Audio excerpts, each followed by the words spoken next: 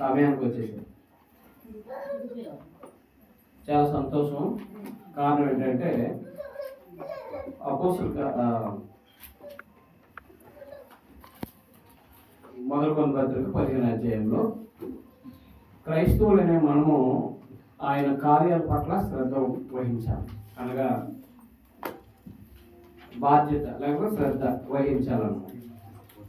కారణం ఏంటంటే మనం చూద్దాం ఒకసారి.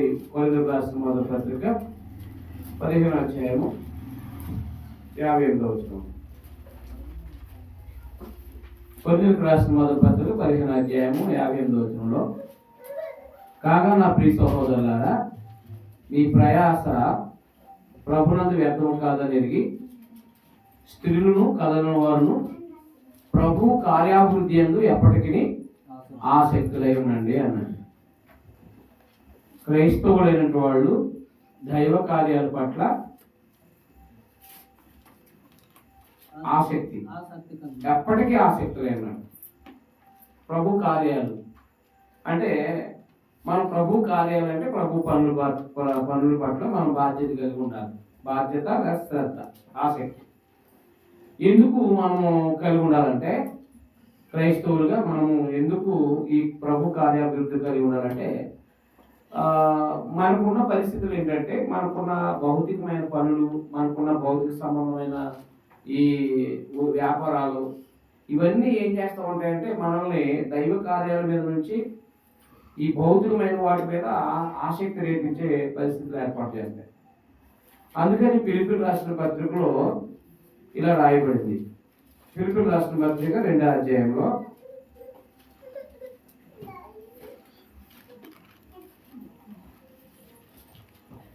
21వ వచనం. ఫిలిప్పీయులకు రాసిన పత్రిక 2వ అధ్యాయము 21వ వచనం. అందరూ తమ తమ సొంత కార్యంలోనే చూసుకుంటున్నారు కానీ యేసుక్రీస్తు కార్యాలని చూడు. అక్కడ ప్రభు కార్యాలన్నా ఇక్కడ క్రీస్తు కార్యాలన్నా ఒకటే. కార్యాలు అంటే పనులు, కార్యాలు అంటే ఏంటి? పనులు. ఈ ప్రభు కార్యాలు అంటే ప్రభు పనుల మీద ఆసక్తి అనేది ఉండాలని చెప్తూ ఆసక్తిని ఎప్పటికీ కొనసాగించమని చెప్పడం జరిగింది. ఎందుకో ఈ లోక సంబంధమైన పనులు అంటే మనము భౌతిక సంబంధం వాటి మీద అంటే ఈ సొంత కార్యాల మీద ఎందుకు శ్రద్ధ వహిస్తాము అని అంటే,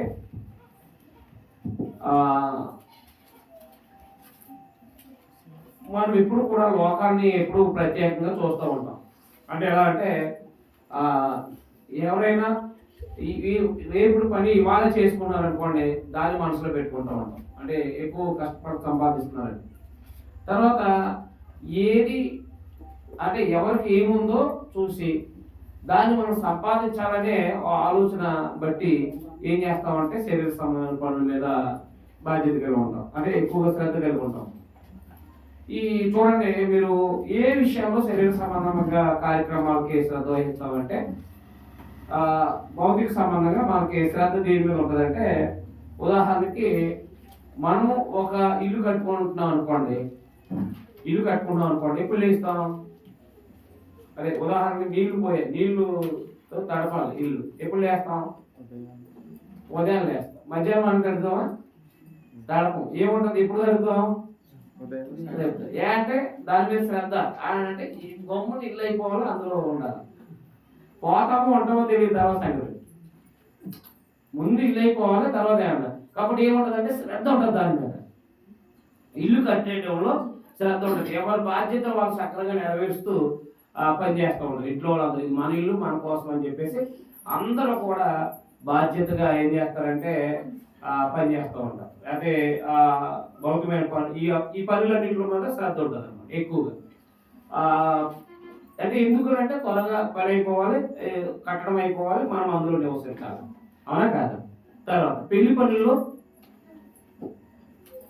వివాహ సంబంధమైన పనుల విషయంలో ఏముంటది?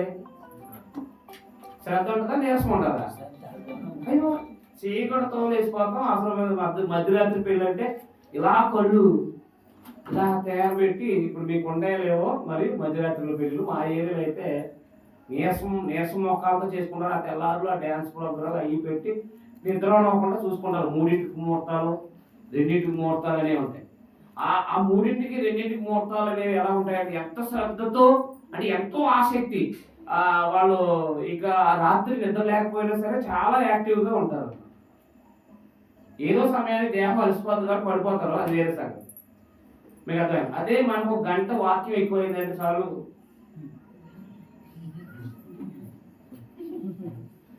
అంటాం. అంటే ఒక అరగంట అంటే ఒక కొంచెం అంటే ఎందుకు ఆ శ్రద్ధ లేకపోతుందంటే మనకు అక్కడే అర్థమవుతున్నాం. ఇప్పుడు బైబిల్ చదవాలనిపించట్లా, శ్రద్ధ లేదు. శ్రద్ధ లేకపోతే అంటే ఆసక్తి లేకపోతే మనం చదవలేము. అర్థమైంది. అలాగే వివాహ సంబంధ కార్యక్రమాల మీద మనకు చాలా శ్రద్ధలు ఉంటాయి. సరే ఒక సినిమా చూడడానికి శ్రద్ధ ఉండదు ఉండదా? అది అయిపోయి అదే మధ్యలో వెళ్తామా ఫస్ట్ గుండా చూడాలనిపిస్తుందా? ఏంటి అసలు పేరు రావకుండా చూడాలి. మీకు అర్థమైంది. ఒకవేళ అవ్వలేదంటే పక్కన వాడు అయిపోయాడు అనమాట. ఏమైంది ఏమైంది ఏమైంది అని తినేస్తూ ఉంటారు. ఏనా అవునా కదా? మరి ఇప్పుడు భౌతిక సంబంధంగా ఏదైనా ఓ సీరియల్ చూడాలనుకుంటే ఎప్పుడు చూస్తారు మీరు? స్టార్టింగ్ నుంచి చూస్తారా మధ్యలో వెళ్తారా? అది వెళ్దామనండి. స్టార్టింగ్ లో వెళ్దామన్నా అంటే సరే ఏదో పనిలో మనం నిర్మగ్నం అయిపోయినా పక్కోళ్ళు వచ్చేస్తుంది అంటారు. సౌండ్ కట్టుకెడితే సౌండ్ అంటే ఆ యొక్క రాగం లేకపోతే ఆ యొక్క ముందేదో ఒక పాట ఉంటుంది కదా, ఆ పాట విని ఏం చేస్తారు, వచ్చేస్తుంది అని చెప్పేసి ఇవన్నీ ఎక్కడ ఉన్నా అక్కడ పడేస్తారు. కానీ ప్రార్థన కూడా మాత్రం మీకేం తెలుసా, ఇంట్లో బోర్డు అని పనులు చేసుకుని రావాలి. మీరు మనం 8ంటికి రాలేదంటారేంటి, 10 గంటలకు కరెక్ట్గా ఉండాలంటారేంటి, పిల్లలు చక్క పెట్టుకోవాలి, అవి చక్క పెట్టుకోవాలి, ఈ చక్క పెట్టుకోవాలి. అదే భౌతిక సంబంధమైన వాటి మీద అయితే ఎక్కడ వదిలేస్తారు. అంటే ఎందుకని అంటే లోకంలో మనకంటే ముందుగా వృద్ధి చెందుతున్న వాళ్ళని చూసాం. మనము కూడా అలాగే వృద్ధి చెందాలని చెప్పేసి మనం రక్షించబడిన రక్షణ యొక్క రక్షణని మనం ఏం చేస్తామంటే అంటే ఆత్మ సంబంధంగా ఎదగాల్సిన మనము లేకపోతే దైవ కార్యాలు అంటే ఇప్పుడు ఎన్నో కార్యాలు ఉన్నాయి, దైవ కార్యక్రమాలు లేకపోతే ప్రభు కార్యాలు ఎన్నో ఉన్నాయి.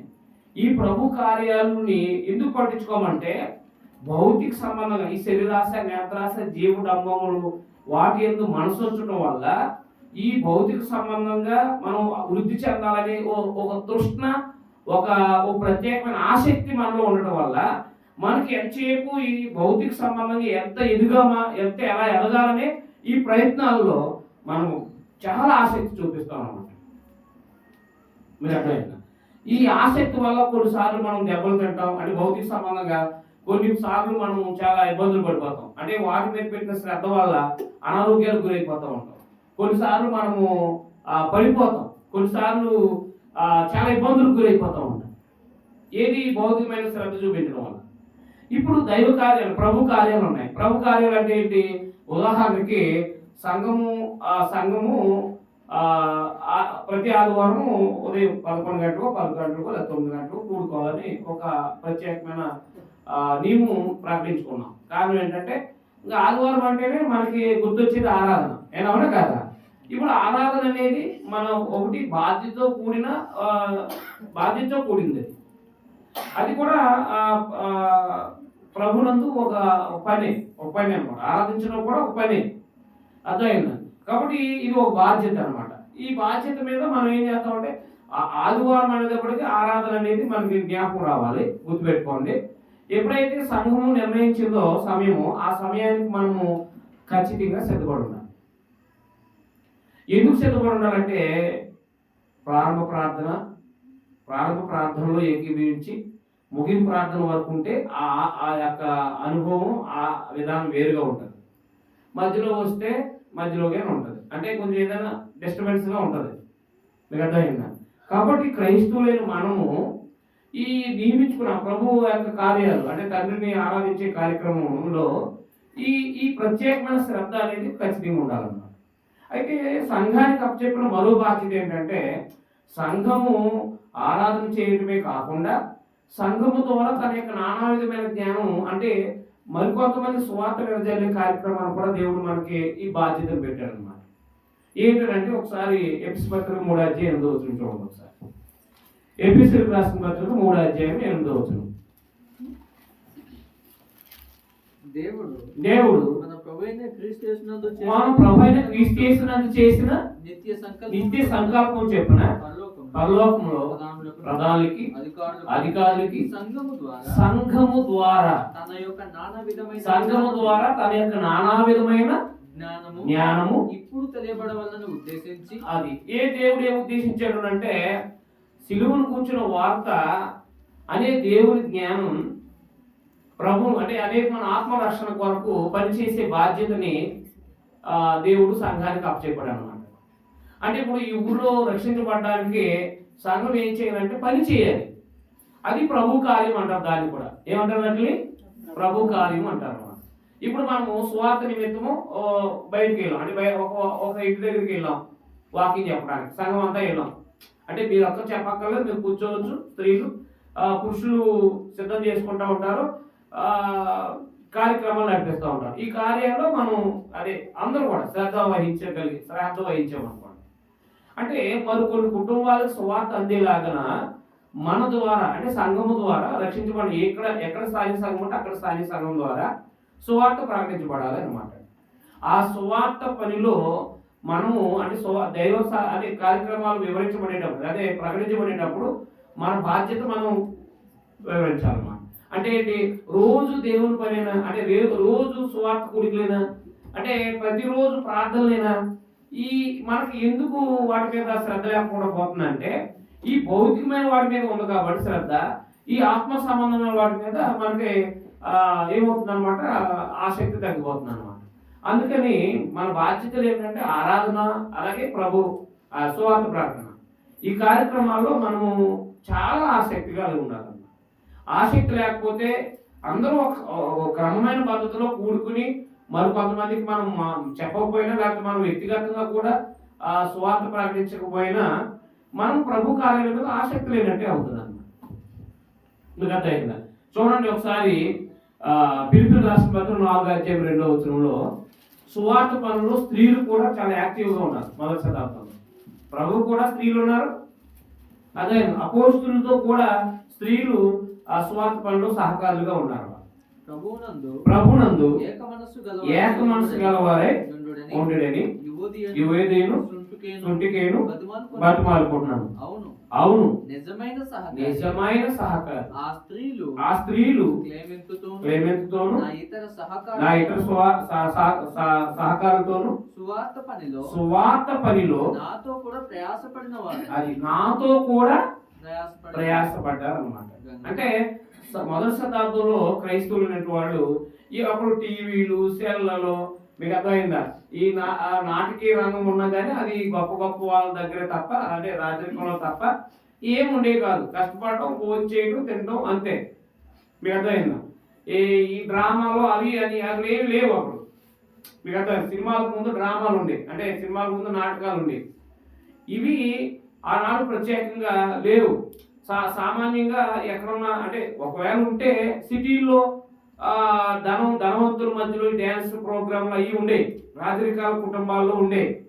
ఈ సామాన్య కుటుంబాల్లో ఉదయాన్నే సాయంత్రం కష్టపడడం, సాయంత్రం మాటలు, ఈ లైటింగ్లు ఏమి లేవు.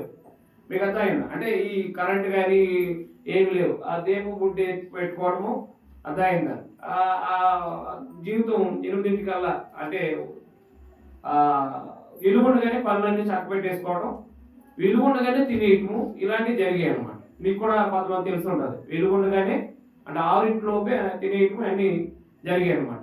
ఇంకేమున్నాయి అంటే నిద్రపోవడం, చీకటితో మళ్ళీ 6 గంటలకి లేచిపోవడం అనమాట.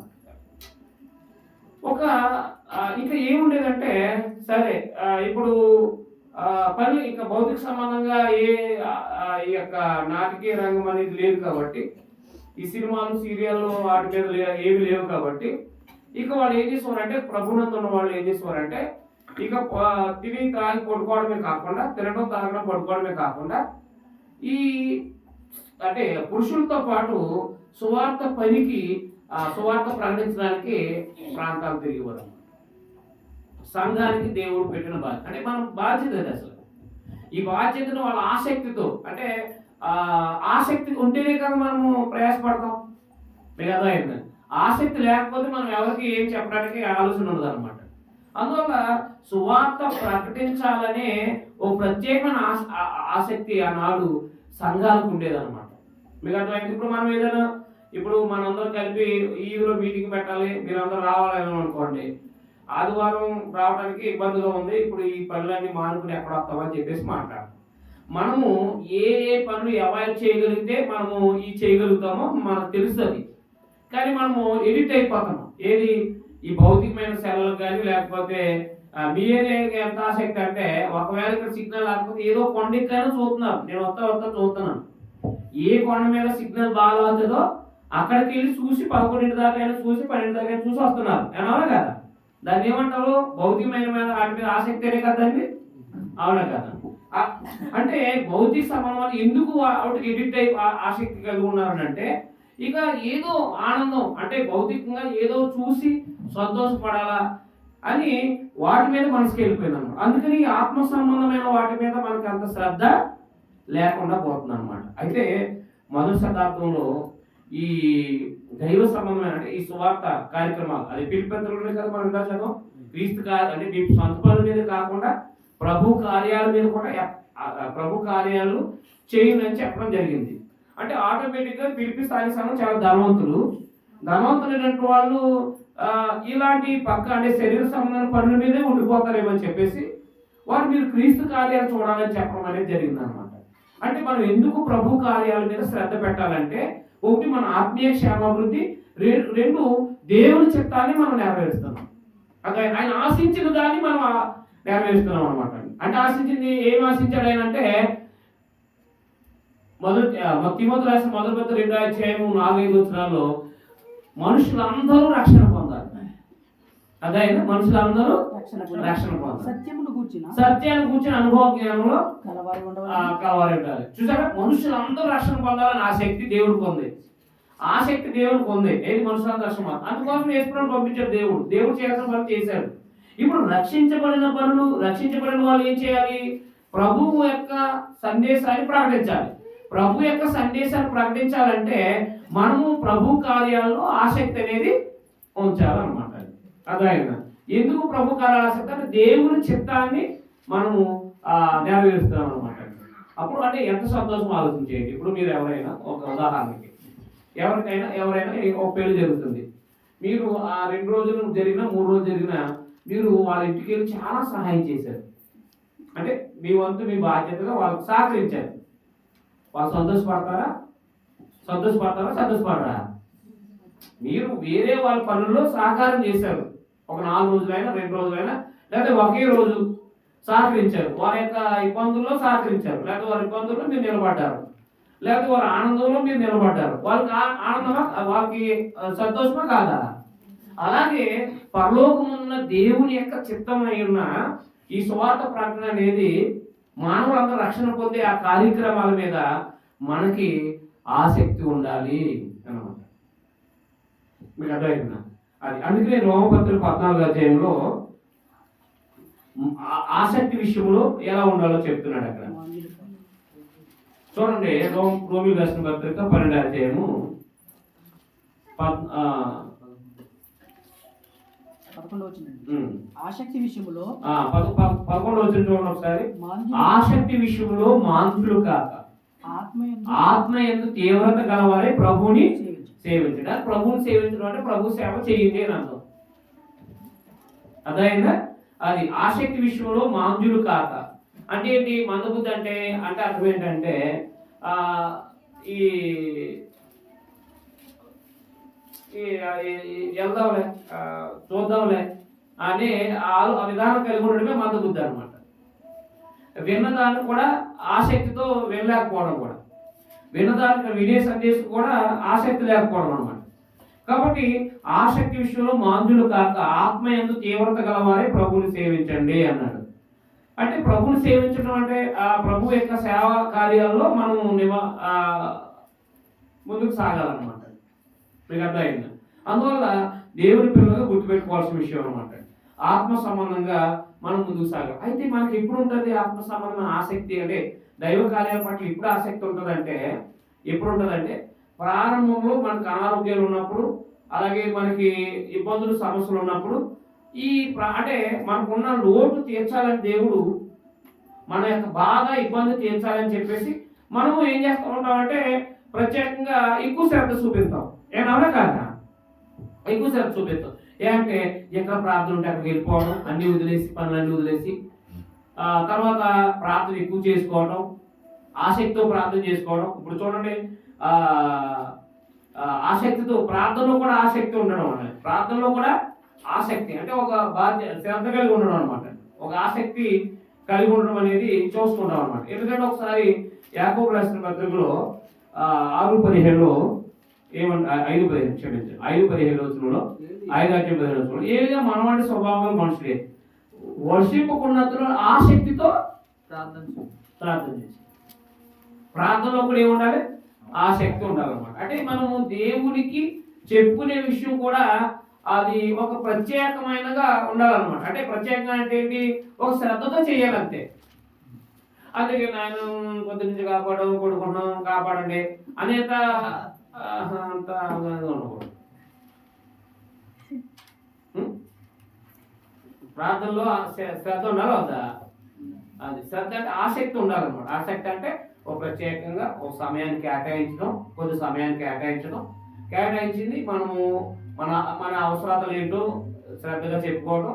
రెండోది మన అంటే మనము ఎలా బ్రతకాలి అంటే మనం ఒకవేళ ఏదైనా బ్రతకలేకపోతే కనుక ఇలా బ్రతకడానికి నన్ను ప్రోత్సహించమని అడగటం. అలాగే సంఘ కార్యక్రమాలు విస్తరించేలాగా వాటి కొరకు ప్రార్థన చేయడం, సువార్తల కొరకు ప్రార్థన చేయడం, దేశ ప్రజల కోసం, దేశ క్షేమాభివృద్ధి కోసం, అలాగే మన అధికారుల కోసం ఓ ప్రత్యేకంగా మనము ప్రార్థన అనేది ఉండాలన్నమాట. అంటే అలా ఆ శ్రద్ధ ఉంటేనే ఆ క్రమంగా మనం చేయగలుగుతాం అన్నమాట. శ్రద్ధ లేకపోతే మనం చేయలేము అనమాట. అందుకే ప్రభు కార్యాలకి మనకు శ్రద్ధ ఉండాలి, అంటే మనకు ఆసక్తి ఉండాలన్నమాట. అదే స్వచ్ఛ పనులకి ఎంత ఆసక్తి ఉంటుందో అంతకంటే ఎక్కువ పని ప్రభు కార్యాల మీద ఉండాలన్నమాట. అలాగే మనం భోజనం వండుకోకూడదనా లేకపోతే పనికి వెళ్ళకూడదనా కాదు. అయితే మనము అలసిపోయి ఉండడం వేరు, అర్థమైందా? కానీ మనకు సమయం ఉన్నా కానీ సద్వినియోగం చేసుకోకుండా, అంటే సమయం ఉన్నా కానీ నిర్లక్ష్యం చేయడం వేరు, అర్థమైందా? సమయం ఉన్నా కానీ నిర్లక్ష్యం చేయడం వేరు అనమాట. కాబట్టి క్రైస్తవుని ఏమన్నాడంటే పౌలు గారు, మీరు ప్రభు కార్యాలకు ఎప్పటికీ ఆసక్తి లేమన్నాడు. ఎందుకంటే ఉదాహరణ వస్తే మన పనులు మనం చేసుకోలేము, చేయలేము. కాబట్టి ఆసక్తి అనేది ఎప్పుడు ఉండాలి? ఇప్పుడు చదువుకునే ఆసక్తి ఎప్పుడు ఉండాలండి? చదువు నేర్చుకునే టైం ఎంత? 5వ సంవత్సరం నుంచి సుమారుగా 25 సంవత్సరాల వరకు చదివితే, అద్భుతమైన చదివితే దానికి ఏముంటుంది? ఏదో జాబ్ కొట్టచ్చు శ్రద్ధగా వహిస్తే, అవునా కాదా? ఏదో చదవాల్సిన టైంలో చదవకోకుండా, కాలేజీకి వెళ్ళాల్సిన కాలేజీకి వెళ్ళకోకుండా బయట తిరగటం, అయి చేయటం ఈ చేయటం, ఫెయిల్ అయిపోయిన తర్వాత ఇబ్బందులకి అంటే ఆర్థిక ఇబ్బందులు పడడం చూసి ఏమంటారంటే, చదువుకున్నామని చూసి ఎందుకు చదువుకోలేదు మనకి అనిపిస్తూ ఉంటుంది. అయిపోయిన తర్వాత చేసేది ఏమో, కాలేజీకి వెళ్తే నన్ను ఎవరు రానిస్తారా? వెళ్తే మా భార్య బిడ్డలు ఎవడో చూస్తాడు, అవునా? భార్య ఉంటుందా? భార్య ఊరుకుంటుందా? నువ్వు కాలేజీకి వెళ్తే భోజనం ఎక్కడ వస్తుంది, ముందు పనికి వెళ్ళాయి అంటారు. అవునా కాదా? అందుకని మనం టైం అయిపోయిన తర్వాత ఆసక్తి చూపింది ఏమవుతుంది? ఇప్పుడు కాలు సరిగ్గా నడవట్లేదు, మనము ఇప్పుడు పరిగెత్తుకుని రావాలంటే రాగలదుమా? రాలేదు. ఇప్పుడు కాలు బాగా పనిచేసినప్పుడే తొందరగా మనం వచ్చి కూర్చోవచ్చు, అవునా కదా? అలాగే దేహము అనేది సహకరించే సమయంలోనే ఈ దైవ కార్యాలు చేయాలి, అంటే ప్రభు కార్యాలు చేయాలి. దేహం సహకరించలేనప్పుడు నాకు ఎంతో ఆసక్తి ఉందో చెయ్యాలని, కానీ సహకరించట్లేదు అనే మాట అలా మాట్లాడుకో. అందుకే ఒక ఆయన యూట్యూబ్ లో మాట్లాడుతుంది ఏమనంటే, ఎవడైతే శ్రద్ధగా ఆసక్తితో 20 సంవత్సరాలు బానిసగా బాగా చదువుకుని ఉంటాడో వాడు 70 సంవత్సరాలు ఒక మహారాజులా ఉంటాడు, శరీర సంబంధం. అదేంటిది అంటే భౌతికమైన విషయాల మీద కూడా కొంతమందికి ఆసక్తి ఉండదు. అదే చదవడం నిర్లక్ష్యం చేయడం, స్కూల్కి వెళ్ళడం, కాలేజీకి వెళ్ళడం నిర్లక్ష్యం చేయడం, ఇలాంటి చేస్తూ ఉంటారు. అందరూ కూడా రోడ్డును పడుతుంటారు, భౌతికమైన ఈ పొలం చేసుకోవడం పరిస్థితులు ఏర్పడతాం. అందువల్ల వాళ్ళు కూడా శ్రద్ధ లేని వాళ్ళకి చెప్తున్నాడు, అంటే చదువు మీద శ్రద్ధ లేని వాళ్ళకి ఏం చెప్తున్నారంటే, మీరు కనుక ఆసక్తి కలిగి ఈ అంటే మీరు చదవకపోతే, బాగా కష్టపడకపోతే, ఒక బానిసలాగా మీరు పని చేయకపోతే, చదువుకోకుండా ఉంటే కనుక మీరు ఏం చేస్తారు, 70 సంవత్సరాలు మీరు ఒక బానిసగా బతకాలని చూసారు. వాళ్ళు కూడా మోటివేషన్ చేస్తున్నారు. ఏది చదువుకోవడం బాగా, మీ భవిష్యత్తులో బాగుంటుంది, మీది ఏదో ఉద్యోగం సంపాదించుకోవచ్చు, లేదా ఏదో ప్రైవేట్ ఉద్యోగం చేసుకుని బ్రతకొచ్చు అని చెప్పేసి వాళ్ళు మోటివేషన్ చేస్తున్నారు. ఎవరిని? భౌతికమైన విషయాల్లో కూడా శ్రద్ధ లేనటువంటి, భౌతికమైన విషయాల్లో కూడా శ్రద్ధ లేనటువంటి వాళ్ళు మోటివేషన్ చేస్తున్నారు. అయితే వాటి మీద కొంచెం ఎక్కువ మంది శ్రద్ధ కలిగి ఉంటారు. ఏదో సంపాదించాలా, ఏదో జాబ్ కొట్టాలని శ్రద్ధ ఉంటుంది అనమాట. మనం కూడా ఎప్పుడైతే క్రైస్తవులమయ్యామో, క్రైస్తవులమైన కాడి నుంచి మనం కూడా ఆరాధనలో మనం ప్రత్యేకమైన ఆసక్తి, శ్రద్ధ ఉండాలి. రెండవది అది దైవ కార్యమే కాబట్టి. అది రెండవది ఏంటంటే సువార్త ప్రకటన. అంటే మరికొంతమందికి సిలువను కూర్చున్న వార్త చెప్పే వాటి మీద మనకి శ్రద్ధ ఉండాలన్నమాట. మనం అన్నీ మాట్లాడతాం ప్రభు గురించి తప్ప, అవునా? ఒక 5 గంటలు ఇచ్చినా 4 గంటలు ఇచ్చినా ఇంటికాడ కూర్చుని వాళ్ళు ఏం చేస్తారు, వీళ్ళు ఏం చేస్తారు, మేమేం చేసాం, ఇంతకు ముందు ఏం చేసాం, ఎన్ని మాట్లాడతారు. ఎవరి గురించి తప్ప? యేసు ప్రభు గురించి తప్ప. ఎంతసేపు అయినా మాట్లాడతారు. ఇసుక రాదు, నీరసం రాదు, అవునా కాదా? యేసు ప్రభు గురించి నువ్వు చెప్పినా, యేసు ప్రభు గురించి ఆమె వింటున్నా, ఎందుకులే మనకు ఇప్పుడు దేవుని కార్యాల కోసం, ఇప్పుడు ఎందుకులే మనకి ఇది సమయం కాదు అని చెప్పేసి వాటి మీద పక్కకు తొలిపోతూ ఉంటాం. మనము ఎవరికి వాళ్ళే బాధ్యతగా పనిచేస్తే ప్రతి ఇంట్లోనూ క్రైస్తవులు అవుతారు, గ్రామం అంతా కూడా రక్షించబడుతుంది. మనకి ఆసక్తి లేదు, మరొకరికి వాక్యం చెప్పాలనే ఆసక్తి లేదు, మరొకరిని క్రీస్తులో నడిపించాలనే ఆసక్తి మనకి లేదు. అంటే ఒక మాట చెప్పాలంటే ప్రభు కార్యాలు లేదు, మనసు లేదు. మనసు లేని వల్ల మన ఇంట్లో వాళ్ళే రాలేదు. మీరు చూడండి, మీరు అందరూ మీ ఇంట్లో వచ్చారు, ఎంతమంది కుటుంబంతో వచ్చి కూర్చున్నారు? కుటుంబంతో వచ్చి కూర్చుంటే సరిపోద్దా? ఆలోచన చేయండి. పిల్లలు ప్రార్థనకు రమ్మని అడగరు, వాళ్ళు కూడా నేను రానంటామంట.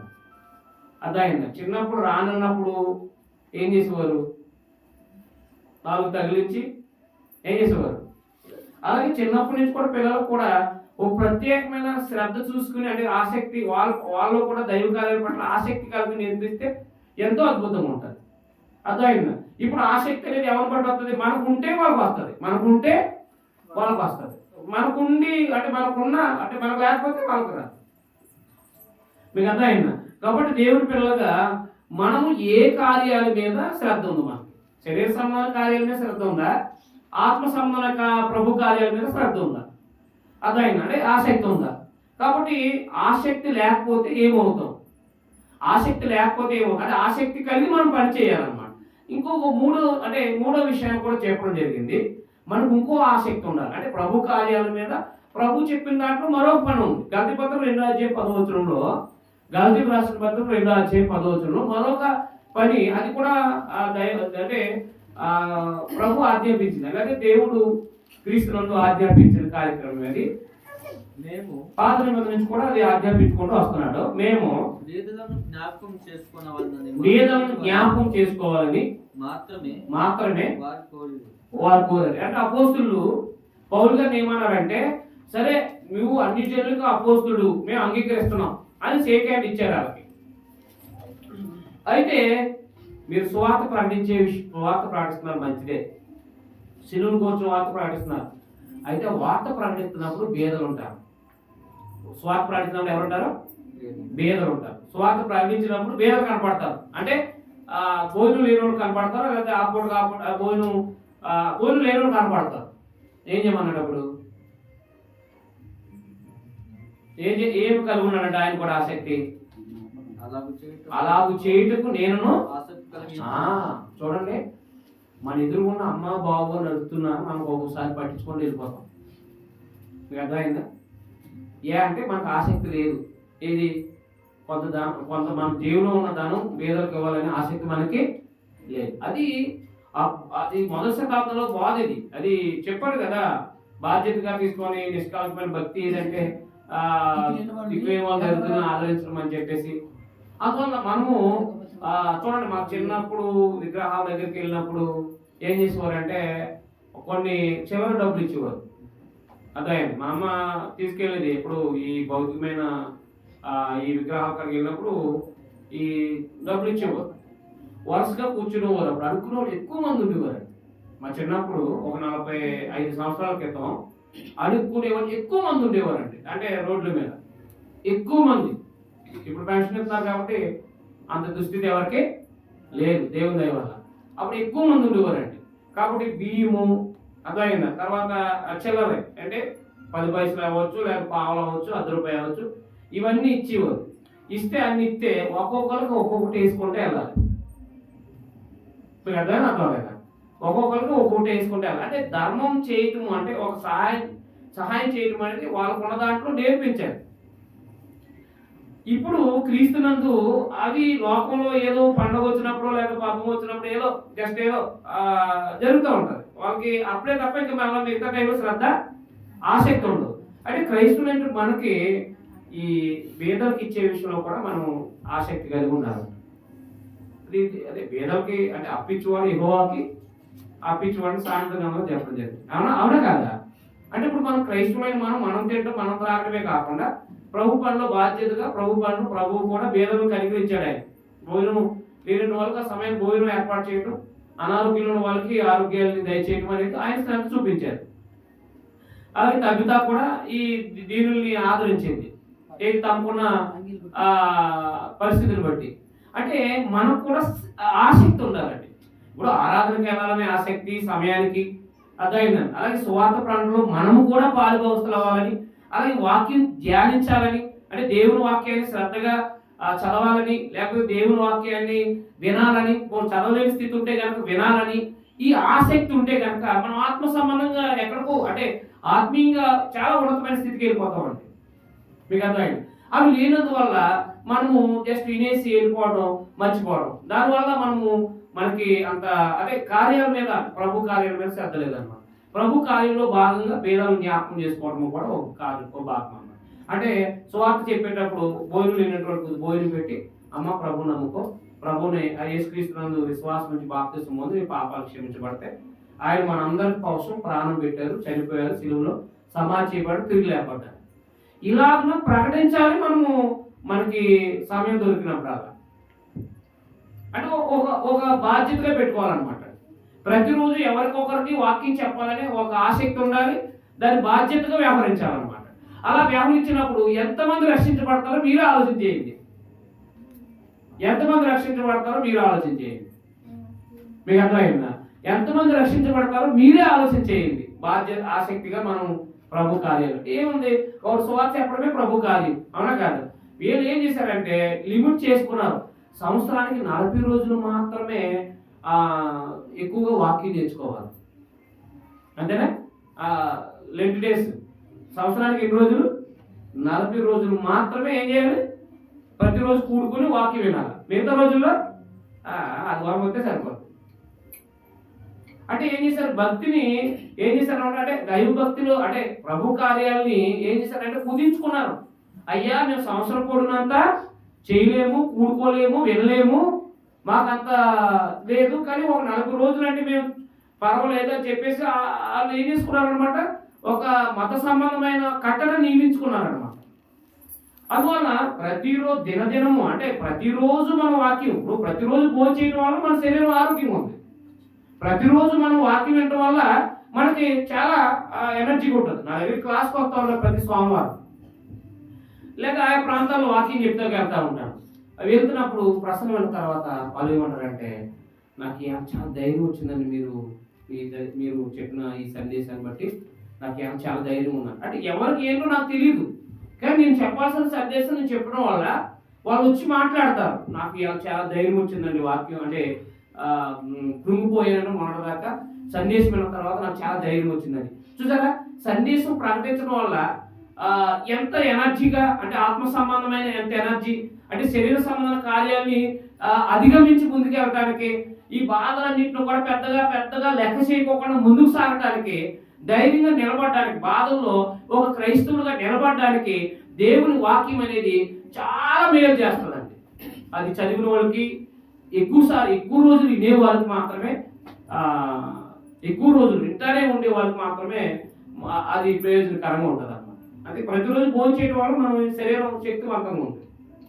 అది ఒక రోజు తినేసి ఒక రోజు మానేయండి, మీరు దేహం ఏమైపోద్ది, బలహీనమైపోద్ది. మరి ఆత్మీయంగా కూడా మన ఎదుగుదల తగ్గిపోతున్నా అంటే ఆసక్తి తగ్గిపోయిందండి. ఆసక్తి తగ్గిపోతే ఆత్మీయ ఎదుగుదల ఆగిపోతుంది. అందుకే ఎబ్రీలు వాళ్ళు నిజానికి బోధించే విధానంలో ఉండాలంటాడు. కానీ ఇంకా యేసుప్రభు ఎవరు, దేవుడు ఎవరు, ఆ దేవుడు అంటే చనిపోయిన తర్వాత మరో లోకం ఉందా, అసలు చనిపోతాం లేస్తామా అని మూల పాఠాల్లో ఉండిపోయారంట వాళ్ళు. చూడండి ఎబ్రీ పత్రిక 5:11. అందుకని వాళ్ళు ఏం ప్రోత్సహించాడంటే ఇదివరకు ముందున్న ఆసక్తి ఉంది కదా, ఆ ఆసక్తిని తుదమట్టు కొనసాగించండి అని చెప్పాడండి. చూడండి ఒకసారి ఎబ్రీ రాసిన పత్రిక 5:11. ఇందును కూర్చి మేము చెప్పవలసిన అనేక సంగతులు ఉండవు గాని మీరు వినుటకు మందులైనందున, అంటే ఆసక్తి లేనందువలన వాటిని విశిష్టపరుచుట కష్టం అన్నమాట. మీకు ఆసక్తి లేకపోతే నేను ఏం చెప్తానని చెప్పండి. మీకు ఆసక్తి లేకపోతే నాకు చెప్పబుద్ధి అవుతుందా? మీకు అర్థమైందా? ఇప్పుడు నాకు ఆసక్తి ఉంది చెప్పడానికి, అందుకనే ఉదయం ప్లాన్ చేసుకుని ఉదయాన్నే బయలుదేరిపోయాం. అర్థమైంది, వచ్చాం, కాసేపు రెస్ట్ తీసుకున్నాం, అంటే క్లాస్కి వచ్చేసాం వాకింగ్ చెప్పడానికి. ఆసక్తి ఉంది, ఈ వారం ఈ నెలకి ఏముంది, రేపు ఒక్కరోజు చెప్తే సార్, ఈ టైపు నిర్లక్ష్యం లేదు. మీరు బాధ్యతగా అడిగారు, నేను బాధ్యతగా నాకు ఎన్ని పనులు ఉన్నా, ఎన్ని ఇబ్బందులు ఉన్నా నేను అన్ని అక్కడ పక్కన పడేసి ముందు రోజు వచ్చాను. లేకపోతే మధ్యాహ్నం బయలుదేరితే సాయంత్రానికి వస్తాం, 9కి భోజనం చేసి పడుకుంటాం, ఉదయం క్లాస్కి వెళ్ళవచ్చు. అంటే ఎందుకు అని అంటే మీరు శ్రద్ధ కలిగి వస్తున్నారు వాక్యం నేర్చుకోవడానికి. కాబట్టి మీరు ఇంకా ఆత్మ సంబంధం వృద్ధి చెందాలి. సహోదరులు చెప్తున్నారు సువార్తలు మీకు, మరికొంతమంది దేవజీవుల ద్వారా బోధిస్తే మీరు ఇంకా వృద్ధి చెందుతారని చెప్పేసి ఈ క్లాసులు సోదరులు ఆలోచన చేశారు. మీకు అర్థమైందా? అందుకని మేము శ్రద్ధగా, అంటే మేము దైవ కార్యక్రమం శ్రద్ధ ప్రార్థన చేసుకుని శ్రద్ధగా మేము ఆసక్తి వస్తేనే రాగలుగుతాం. అంటే ఏవో ఆటంకాలు, ఏవో సమస్యలు చేస్తూ ఉంటాయి, దేవుడిని అడగాలన్నమాట. కాబట్టి దేవుడి పిల్లలుగా ఈ ఆసక్తి లేకపోతే మనము ఆసక్తి లేకపోతే నిర్లక్ష్యం వచ్చేస్తాం. అందుకని వాక్యము వినాలి, ఆచరించాలి, అప్పుడే మనము ముందుకు సాగలుగుతాం. చూడండి అక్కడ మీరు వినుటి అందు అంటే మాంద్యులు కాక 5:11.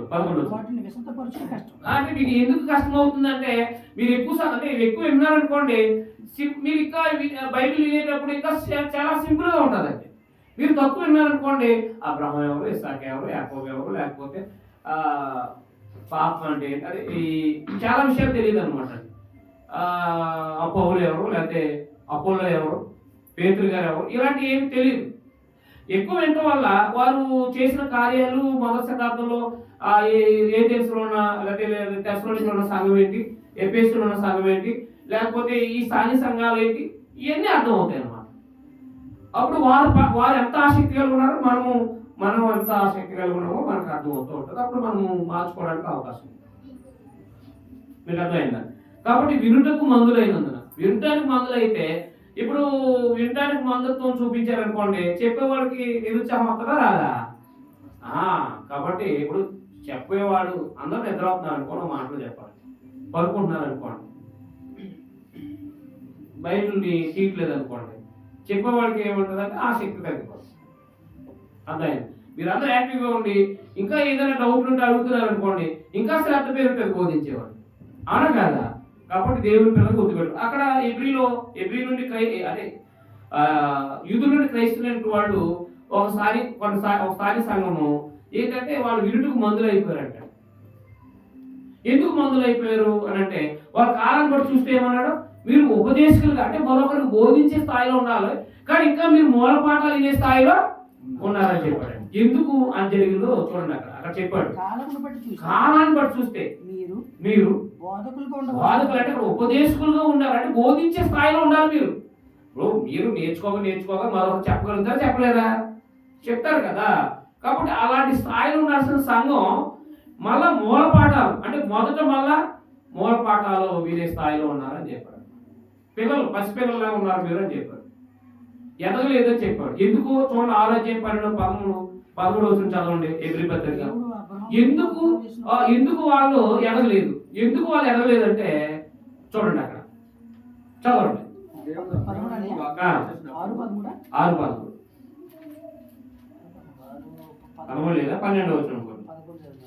మీరు మందులు కాక విశ్వాసము చేతను ఓర్పు చేతను అదే వాగ్దానం 12వ వచనం ఉంచాను, 11, 12 కలిపి ఉంటాయి. అదే చెప్తున్నాను. మీరు మందులు కాక విశ్వాసము చేతను ఓర్పు చేతను వాగ్దానములను స్వతంత్రించుకోవాలని కోరి నడుచుకున్నట్లుగా మీలో ప్రతివాడు మీ నిరీక్షణ పరిపూర్ణమైన నిమిత్తము మీరు ఇదివరకు కనపరిచిన ఆసక్తినే తుదమట్టు కంటే కనపరచవలనని మనం మరణించేంత వరకు కరుణించమని మరణం వరకు అదైనా తుదమట్టుకు ఏం చేయమన్నాడు? ఇదివరకు కనపరిచిన ఆసక్తి ఎప్పుడు కనపరచలేదు? ప్రారంభంలో రక్షణ పొందినప్పుడు, అంటే శిలువను కూర్చున్న వార్త విని బాప్తిసం పొందిన కొత్తలో చాలా ఆసక్తి కనపరిచారంట. సంఘాల్లో చాలా మంది అలా ఉంటారు కదా, చెప్తూ ఉంటారు నాకు అప్పుడప్పుడు, ప్రారంభంలో వీళ్ళు బాగున్నారంటే రాను రాను రాను అంత వీళ్ళు నిర్లక్ష్యం వహిస్తున్నారండి. ప్రారంభంలో చాలా శ్రద్ధ ఉండేవాడు నేను ఒక్కొక్కరి గురించి చెప్పు, అందులో పలానా చాలా శ్రద్ధ, అంటే చాలా ఆసక్తితో వచ్చేసి సమయానికి వచ్చేసి వాక్యం వినడం, తర్వాత ఇక్కడ కార్యక్రమాల్లో పార్టిసిపేట్ చేయటం, ఇది చాలా ఆసక్తి ఉండేదండి. ఎందుకు తగ్గుతుంది అంటే, ఎందుకు తగ్గిపోయిందంటే అక్కడ భౌతికమైన వాటి మీద ఆసక్తికి వెళ్ళింది. అంటే భౌతికమైన వాటి మీద ఆసక్తి చూపిస్తుంది. ఈ భౌతికమైన వాటి మీద ఆసక్తి ఎప్పుడైతే చూపించారో పురుషుడైన స్త్రీ అయినా ఈ ఆత్మ సంబంధమైన ప్రభు కార్యాల మీద ఆసక్తి ఏమైపోద్ది? తగ్గిపోతుంది. మీకు అర్థమైందా? అందుకని ఇబ్రీలో ఉన్న వాళ్ళని ఏమంటారంటే, మీరు ప్రారంభంలో చాలా ఆసక్తి కనపరిచారు, చాలా శ్రద్ధ వహించారు దైవ కార్యాల పట్ల. ఎంత వహించారు చూడండి ఒకసారి. 12వ అధ్యాయంలో నాకు చెప్పండి, 10వ అధ్యాయం 32 చూడండి ఒకసారి. ఏప్రిల్ రాసిన పత్రిక 10వ అధ్యాయం 32 చూడండి.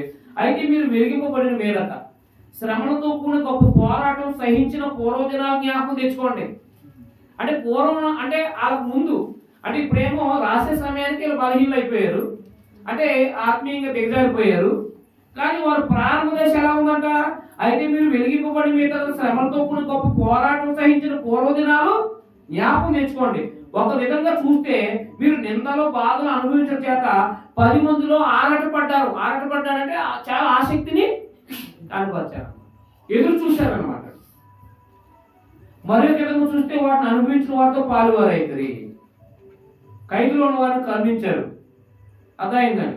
కాబట్టి మీ ఆస్తి కోల్పోవడానికి కూడా సంతోషంగా ఒప్పుకున్నారు. కాబట్టి మీరు ధైర్యాన్ని విడిచిపెట్టకండి, దాని ప్రతిఫలం గొప్ప బహుమానం కలుగుతుంది అన్నమాట.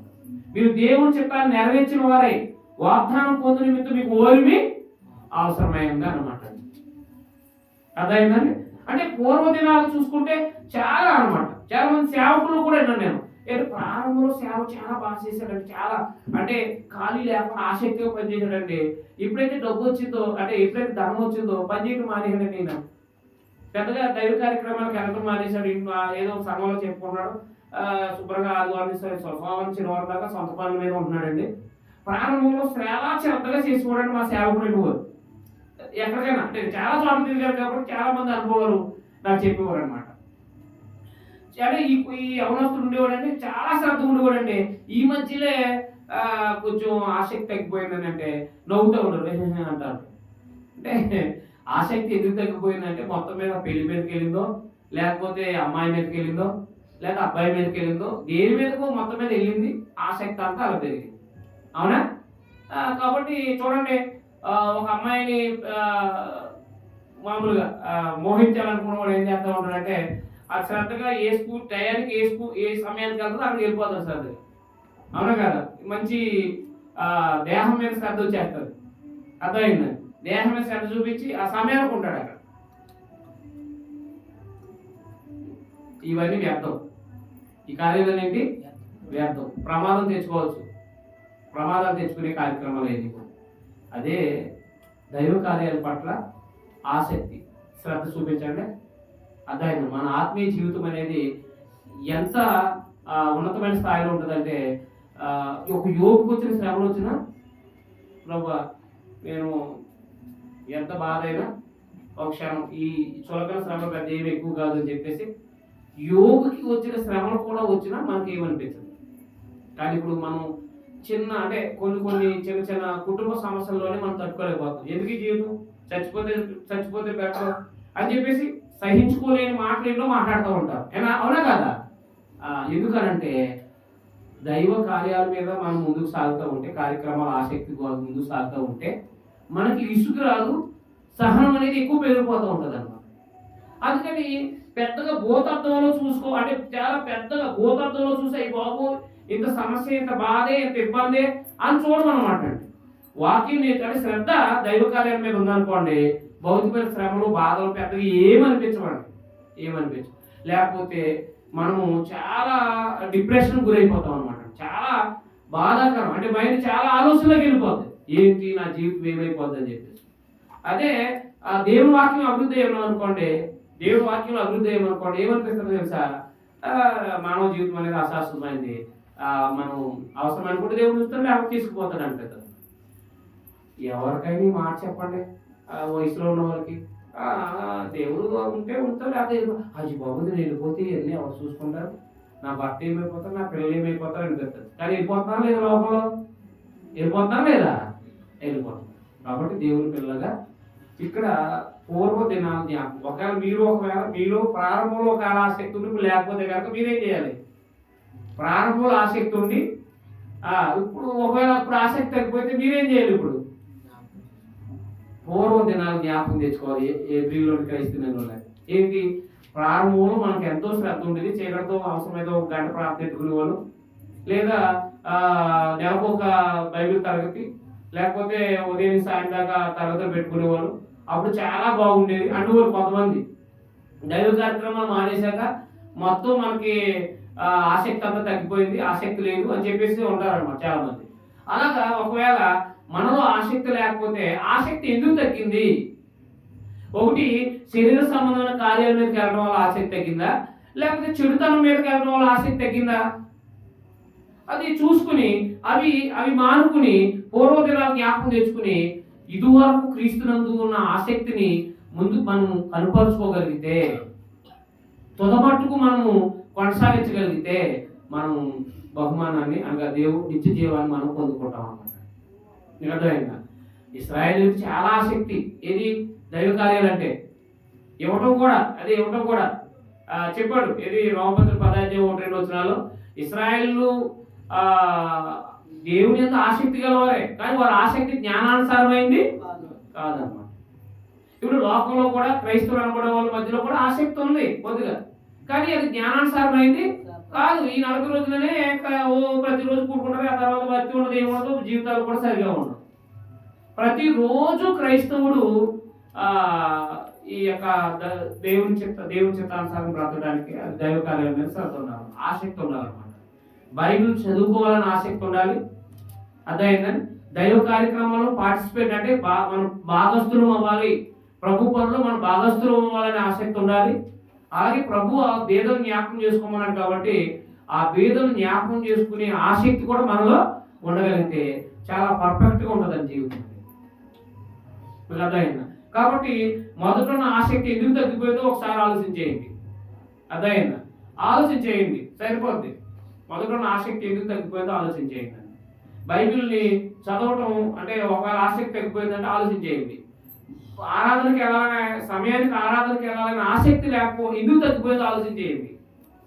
బైబిల్ క్లాసులకి ఎప్పుడైనా బైబిల్ తరగతులు పెట్టుకోవాలనుకున్నప్పుడు ఆ సమయానికి మనం ఎందుకు వెళ్ళలేకపోతున్నాం, శ్రద్ధగా మనం ఎందుకు వెళ్ళలేకపోతున్నాం, అంత ఆసక్తి ఎందుకు లేదో ఒకసారి ఆలోచన చేసుకోండి. మన లోపం మనం సరి చేసుకోవచ్చండి. మన తప్పు మనం ఏంటో గ్రహించుకుంటే సరిపోతుంది. ఇప్పుడు ఉదాహరణకి సెలవు పట్టుకుని నిరంతరం ఉంటున్నవాడు వాడు ప్రార్థనలకు ఎక్కువ సమయం లేకపోతాడు అనుకోండి, వాడికి అర్థమవుతుంది ఈ సందేశం విన్నప్పుడు, ఓ నేను ఈ సెలవు వల్ల బైబిల్ చదవలేకపోతున్నాను, ఈ యూట్యూబ్ చూడడం వల్ల ఎక్కువగా నేను ఎప్పుడైనా మీటింగ్ ఉంటే వాటి మీదకి వెళ్ళలేకపోతున్నాను, కాబట్టి దీన్ని ఫోన్ వాకి వాడుకుని ముందు కార్యాల మీద శ్రద్ధ చూపించాలి. అర్థమైంది?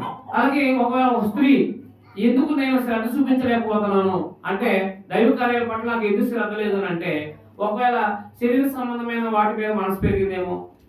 అర్థమైంది? ఓ పిల్లల మీద శ్రద్ధ, పిల్లల కొరకు ప్రయాసపడాలని ఆలోచన ఉన్నాయేమో ఎక్కువగా వాటి మీదే, లేదా ఈ సినిమాల మీద సీరియల్ మీద ఎక్కువ శ్రద్ధ పెరిగిందేమో, అదనమాట. మీకు అర్థమైందా? ఇప్పుడు నేనేం చేస్తానంటే టీవీ ఉంటుంది మా ఇంట్లో కూడా, సీరియల్ సినిమాలకి కాదు.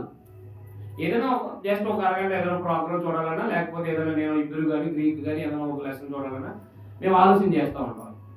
ఒకవేళ మితిమీరిపోయి పైనుంచి అదే పనిగా చూస్తే నేను బ్యాలెన్స్ చేయటం మానేస్తాను ఒక నెల. అది రిమోట్ సిస్టంలో పెట్టుకున్నాను అనమాట.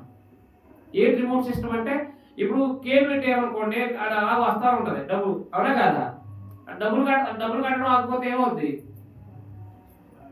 అలాగే బాధ ఏంటంటే కేబుల్ కాదు, డైరెక్ట్ ఆన్లైన్ అంటే పైనుంచి వచ్చేది, లేకపోతే ఈ వైఫై పెట్టుకుంటే టీవీ కూడా వస్తుంది. వైఫై బిల్ కట్టలేదు అనుకోండి ఏమవుద్ది? ఆగిపోద్ది. మా వాళ్ళు విస్తరించిపోతున్నారు అనుకోండి, అంటే ఒకవేళ శ్రద్ధ దాని మీద పెరిగింది అనుకోండి, బిల్ కట్టడం మానేస్తారు. బిల్ కట్టడం మానేస్తే ఎక్కడ ప్రోగ్రాలు అక్కడ ఆగిపోతాయి. అవునా కాదా? అంటే ఎక్కడ లోపం ఉందో మనం తెలుసుకోగలం. మనం రిమోట్ సిస్టంలో పెట్టుకోవాలి కుటుంబాన్ని అంతటా కూడా. మనమేమో వాళ్ళ క్షేమం కోసం ఆలోచిస్తే వాళ్ళేమో దుర్వినియోగం కోసం ఆలోచన చేస్తారు. రిమోట్ సిస్టంలో పెట్టుకోవాలి. దేవతలు రిమోట్లో పెట్టుకున్నాడు, వెళ్ళమంటే వెళ్తారు, లేదా పాడేస్తారు.